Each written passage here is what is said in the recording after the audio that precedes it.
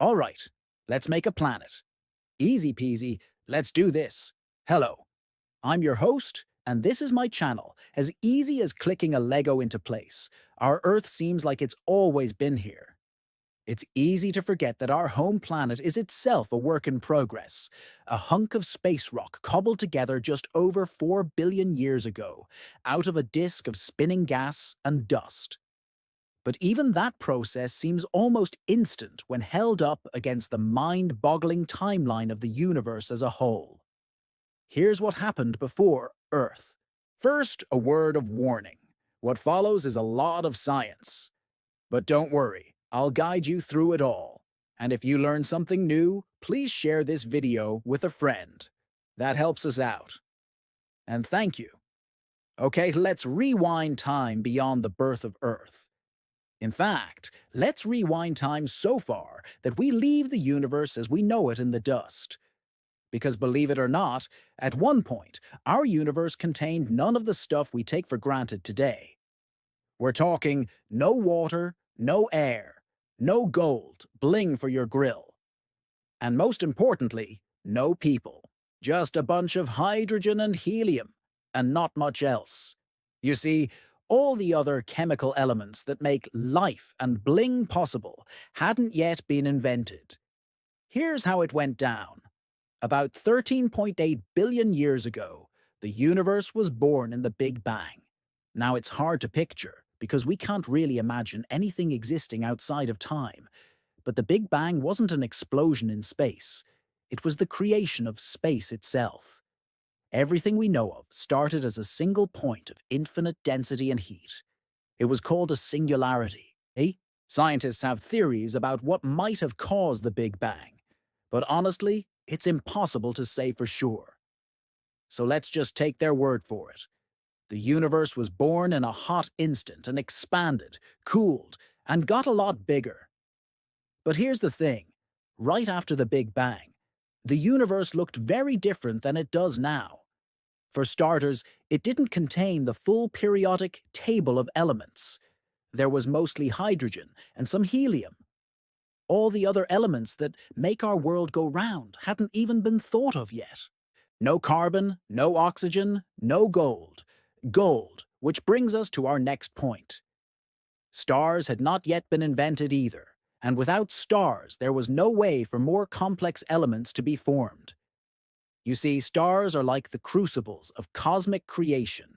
Inside their fiery guts, hydrogen atoms smash together under intense pressure and temperature until they fuse into helium.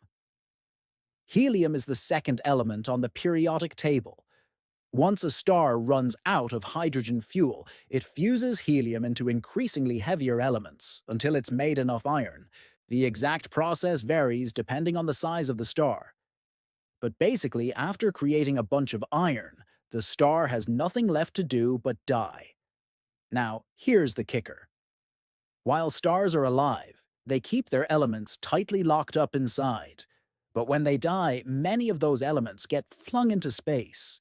Some end up in nebulae, huge clouds of dust and gas floating around out there between the solar systems. And these are the building blocks of everything around us. And while we won't get into it here, scientists believe that some of these elements may have played a key role in jump-starting life on our young planet. So let's fast forward to about 4.6 billion years ago, when our solar system was still just a giant cloud of gas and dust known as a solar nebula. Now, we don't know exactly what triggered the collapse of this nebula, but once it started collapsing, gravity took over. Gravity is the force that pulls objects with mass towards each other. As the nebula started collapsing, gravity pulled all that dust and gas towards the center. At the same time, the cloud began to spin faster and faster, kind of like a figure skater pulling their arms in to speed up. And all that spinning caused the cloud to flatten into a disk. Most of the material ended up concentrated in the middle. And when enough mass was gathered in that one spot, the core of the proto-Earth, the pressure and temperature got high enough to cause hydrogen atoms to start fusing into helium, and our young sun was born. And around the sun, The leftover material continued to spin and crash into one another. Small rocks called meteoroids were the first to form, followed by larger rocks called meteorites. Eventually, these rocky bodies grew large enough to become the protoplanets of our solar system, including Earth. The collisions kept coming, though. Earth was repeatedly smashed into by incoming objects. One was so big that it knocked Earth off its axis and created a massive new crater. Today, that crater is home to the Pacific Ocean. Another collision completely knocked Earth out of orbit for a while. But eventually the collisions slowed down, and our planet was free to cool. Well, sort of. The surface was still molten, and it would be for hundreds of millions of years. And Earth's insides were still a swirling mix of rock, metal, and magma. But it was getting there. Meanwhile, further out in the solar system, the protoplanet that would become the Moon was also forming. Scientists think it was struck by a Mars-sized planet in a cataclysmic collision that blasted debris into orbit around the Earth. Over time, the rocky chunks coalesced and bam, the Moon. And don't worry, I'll spare you the details on plate tectonics and continental rifting. The takeaway is that Earth was not just formed, it was reformed many times over in violence both beautiful and terrifying. What goes up must come down.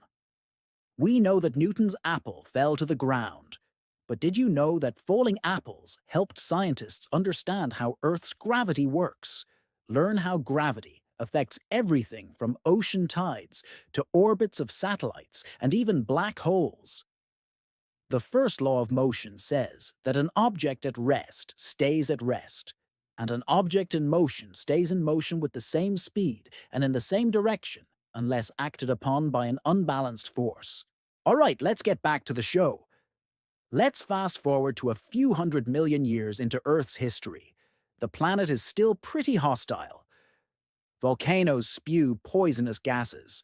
Earthquakes shake the land. But here's the thing. It's also lifeless. Not a single organism calls our home planet home. That is until organic molecules, the building blocks of life, float down from space. Organic molecules are everywhere, which means that the ingredients for life might be widespread throughout the universe. But the conditions on Earth are special. Our planet has just the right amount of heat and pressure and chemical ingredients to turn those molecules into living things. We have evidence that some of these organic molecules arrived on comets or asteroids. These space rocks brought water to Earth too. And we know that because we can analyze their composition. We can tell that some meteorites contain water. Others may have delivered amino acids, lipids, nitrogenous bases, and sugars to Earth. Scientists even found some of these organic molecules in a meteorite that landed in Antarctica in 1996. It was named ALH 84001, and it came from Mars. But those organic molecules could have just as easily come from Earth. At this point, we're not sure whether life on Earth began spontaneously, or whether it was delivered via space rocks. But what we do know is that shortly after Earth formed, the ingredients for life rained down from the sky. Meanwhile, Earth was changing. Oceans formed as water vapor in the atmosphere condensed and fell to the surface. Lightning split the sky and provided the energy needed to combine molecules into more complex structures. Carbon-based organic molecules assembled into polymers, the basis of life as we know it. And then something miraculous happened. In a warm pond, a molecule capable of self-replication arose. That molecule was likely RNA, which is related to DNA. Scientists call this molecule a ribozyme, and they believe it was Earth's first self-replicating molecule. Ribozymes are catalysts, meaning they help other molecules transform into different molecules. That means our first ribozymes could have been the first enzymes, which are vital to life. And then maybe, just maybe, life began to evolve. Of course, that's just the beginning of the story. There's a lot more that happens before humans walk the Earth.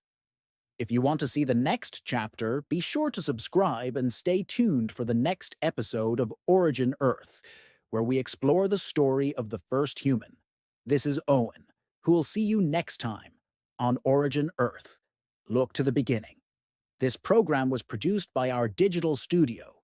Our digital studio creates engaging science and tech stories and animations that help you understand the world and its wonders.